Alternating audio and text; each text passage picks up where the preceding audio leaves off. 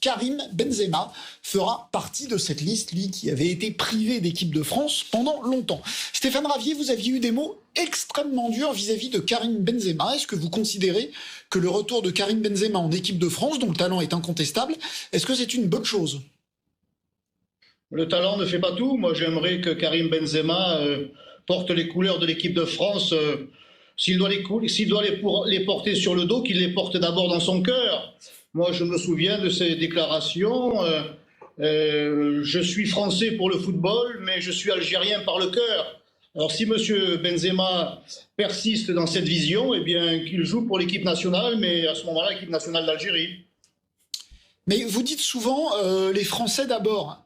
À ma connaissance, Karim Benzema, il est français.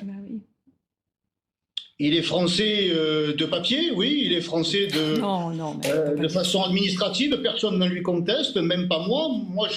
C'est Karim Benzema qui s'exprime le mieux sur son appartenance à la France, sur son amour de la France, sur son attachement à la France. Et il nous fait savoir qu'il aime la France lorsqu'il s'agit de football, c'est-à-dire lorsqu'il gagne des sommes astronomiques, mais lorsqu'il s'agit d'être attaché à une patrie, d'être attaché à une nation, à des racines, c'est plutôt la nation algérienne qu'il préfère. Donc moi, je l'invite à faire un choix, à trancher, et puis il y a aussi du football en Algérie. Peut-être que les salaires sont bien moins importants, et c'est même assurément pour ça qu'il continue à jouer ici en Europe en général, et peut-être en France en particulier dans quelques jours.